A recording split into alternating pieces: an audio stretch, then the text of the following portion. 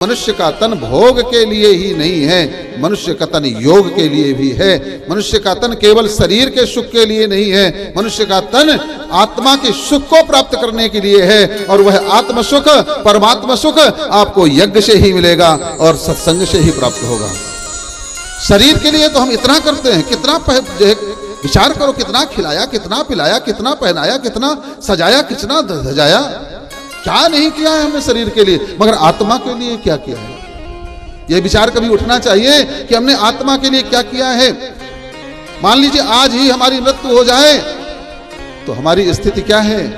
हमने कितना पुण्य कमाया है, हमारे अंदर कितना वैराग्य आया है, कितना ज्ञान आया, कितनी भक्ति आई है, कितने हमने यज्ञ किए, कितने हमने दान किए। सारा जीवन तो केवल घर में ही घुस करके गुजार दिया है। और भैया ये संसारिक जीवन तो ऐसा है कि इसमें जितना डालते जाओ खाली का खाली, कभी भरने वाला नहीं है। कभी मत सोचो कि कुछ बच जो है एक्स्ट्रा होगा तब हम करेंगे ना, कटौती करो अपने जो है आवश्यक जो बातें उनसे भी कटौती करके फिर ये करना होता है। समय की भी कटौती करनी पड़ेगी, धन की भी कटौती करनी पड़ेगी और तन की भी कटौती करनी पड़ेगी। तन, धन और मन, ये तीनों किसके दिए हुए हैं? परमात्मा के हैं भैया। और परमात्मा का दिया परमात्मा को ही अर्पित नहीं किया तो हमसे बड़े कृतज्ञ कौन होगा? और तन भी परमात्मा का दिया, चाहे तो अब भी उठा ले। धन भी परमात्मा का दिया हुआ है। देखा है कि वो व्यक्ति अरबपति खरबपति होने के बाद में भी समय नहीं लगता बिगड़ने में, बस एक तो बीमारी दे देता है भगवान कि ले यही सब खा जाएगी, है ना। तो तन भी परमात्मा का दिया, धन भी परमात्मा का दिया और मन वही तो परमात्मा का दिया हुआ है भाई। इस मन को भी तो जो है शुद्ध करो, तन को शुद्ध करो, धन को शुद्ध करो, मन को शुद्ध करो। और तीनों की शुद्धि काहे में है? तन की शुद्धि सेवा में है। तन से आप यहाँ इतना सबसे बड़ा सौभाग्यशाली व्यक्ति वह है जो यहाँ झाड़ू लगाएगा, जो यज्ञ में, यज्ञ मंडप में, कथा मंडप में सफाई का काम लेता है, झाड़ू लगाता है ना महाराज। भगवान उसके पूरे दुर्भाग्य को पर झाड़ू लगा देते हैं, उसके सौभाग्य का उदय हो जाता है। भगवान जब राजसूय यज्ञ हुआ था ना महाराज, जब राजसूय यज्ञ युधिष्ठिर जी ने किया था, पांडवों ने किया था, तो सबको काम बांटा गया था, मगर भगवान ने क्या काम लिया था? पत्तल उठाने का कार्य लिया था। काहे का कार्य लिया था? पत्तल उठाने का कार्य लिया था। वो छोटा कार्य दिखाई देता है ना, छोटा कार्य दिखाई देता है, मगर जितना छोटा कार्य आप समझते हैं वही छोटा कार्य जितना आप जो है समर्पित होकर के करेंगे उसी में भगवान प्रसन्न हो जाएंगे। बोले भक्त वत्सल भगवान की। तो तन की शुद्धि हो जाएगी आपकी यहाँ सेवा से, और मन की शुद्धि काहे से होगी? यहाँ ध्यान लगाने से। हमारी कथा में, हमारी कथा प्रवचन में आप जब मन को लगाओगे तो आपका मन भी शुद्ध होगा। तन शुद्ध होता है तो क्या होता है? निरोगी हो जाता है। वह तन जो है बढ़िया मस्त हो जाता है, अच्छा सुंदर जो है शरीर होता है, निरोगी काया होती है।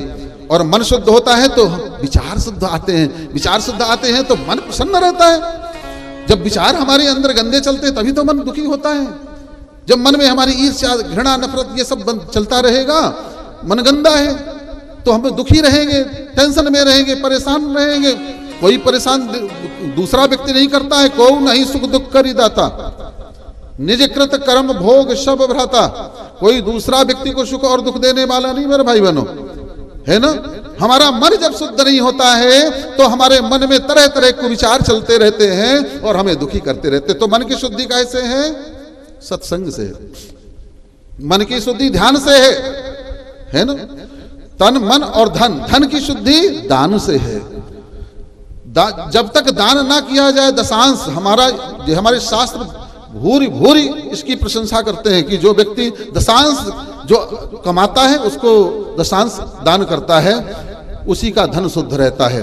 और उस धन का जब व्यक्ति अपने परिवार में खुद जब भोग और उपभोग करता है तो उसकी बुद्धि शुद्ध होती है। वो जब पवित्र धन खाएगा तो जीवन में कोई कलह, क्लेश, बीमारियां, दंड फंद के और समस्याएं नहीं आ सकती हैं। आप देखते हैं जो व्यक्ति पुजारी होता है, जो पूजा पाठ करता है और जो करता, देखने में हो सकता है वो गरीब दिखाई दे, मगर उसके जीवन में कोई कलह क्लेश नहीं, कोई कष्ट नहीं, ना बीमारी है, ना कोई जो है जहाँ जिससे पैसा जाता है न कोर्ट है, न कचहरी है, किसी प्रकार कोई दंड, मस्त मीज मस्ती से जीवन जीता है। तो धन की शुद्धि दशांश दान से है। दशांश अर्थात 100 रुपया कमाते हैं तो 10 रुपया निकालिए, और यज्ञ में लग, यज्ञ से श्रेष्ठ और कुछ हो ही नहीं सकता है। यज्ञ साक्षात भगवान का स्वरूप है, साक्षात भगवान के चरणों में आकर के अर्पित करिए। ध्यान रखना, आप जो कुछ भी आप जो है भगवान को कभी चढ़ाते हैं, भोग लगाते हैं, तो ये तो केवल भावना से ही लगाते हैं, बाकी खाते आप ही हैं। घर में भी थाली लगाते हैं, तो वे वस्तु गोविंदम तो भ्यमेव समर्पितम, ब्रह्मार्पणम ब्रह्मवीर ब्रह्माग्नौ ब्राह्मणाहुतम ब्रह्मयुतेन गंतव्यम ब्रह्म कर्म समाधिना, यह कहकर के भोग लगा देते हैं भगवान को। इसके बाद थोड़ा सा आंख बंद किए, फिर आप खाता कौन है उसको? आप ही खा लेते हैं। मंदिर में आप 1.25 किलो का वो चढ़ा दिया लड्डू, खाया किसने भैया? तुम ही लोग खा लेते हो, भगवान को तो केवल सामने रखते हो।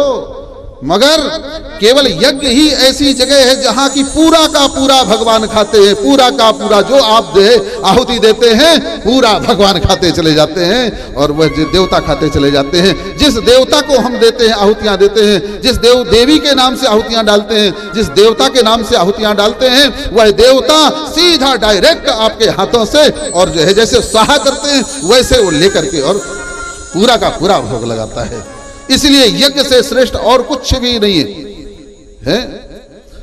तो यज्ञ ऐसा सुंदर अवसर मिला है, जो भी भाई बहन गांव का, आसपास के गांव का, जहां तक हमारी आवाज जाती हो, ऐसा सौभाग्य न छोड़ें।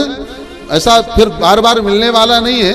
आपके यही पुण्य अगर फलित हुए तो हो सकता है अगले साल भी हो जाए, मगर पुण्य से ही आपके एक पुण्य जो है आपके टिकरिया में, वो जो बरनू त्रिगड्डा में पिछले वर्ष जो हुए थे, आप लोग यहां से गए थे, तो वो पुण्य आपको खींच करके यहां लेकर के आए।